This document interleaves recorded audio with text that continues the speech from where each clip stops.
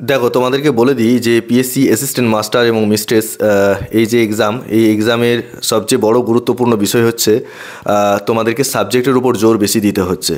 এবং অনেকে জিজ্ঞেস করছিলে যে পিটি হবে কি না। পিটির কোনো ব্যাপার নেই, এখানে একটা রিটিন টেস্ট হবে যেখানে সাবজেক্টের উপর প্রশ্ন সবচেয়ে বেশি থাকবে।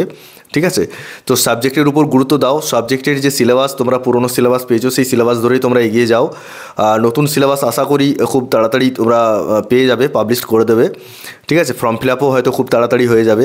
হাতে মাত্র 7 থেকে 8 মাস পাচ্ছ। এই 8 মাসে তোমাদেরকে যতটা লেবার দেওয়ার তোমাদেরকে লেবার দিতে হচ্ছে, সেভাবে তোমরা এগিয়ে যাও।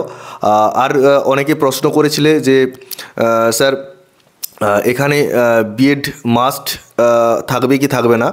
তো বলে দিই যে পার্সুইংরা হয়তো বসতে পেতেও পারো, সেটা ডিপেন্ড করছে মানে ফুল নোটিফিকেশানের উপর ডিপেন্ড করছে। ফুল নোটিফিকেশানটা কখন বেরোচ্ছে সেটার উপর ডিপেন্ড করছে। যাই হোক, ওটা এখন পরের ব্যাপার। আপাতত প্রিপারেশানটা তোমরা শুরু করে দাও, প্রিপারেশানটা তোমরা নাও। তার কারণ হচ্ছে কম্পিটিশানের পরিমাণ অনেক বেশি স্টুডেন্ট রয়েছে, অনেক বেশি অ্যাসপারেন্টরা রয়েছে, প্রত্যেকেই সিরিয়াস হয়ে গেছে।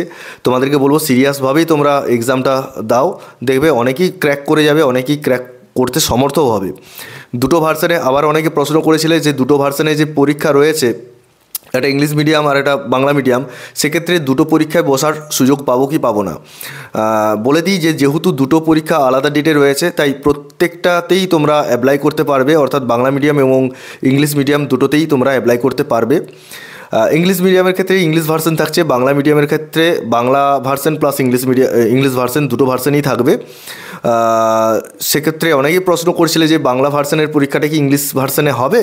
তো সেক্ষেত্রে দুটো ভার্সন থাকারই কথা, বাংলা ভার্সন এবং ইংলিশ ভার্সন দুটোই।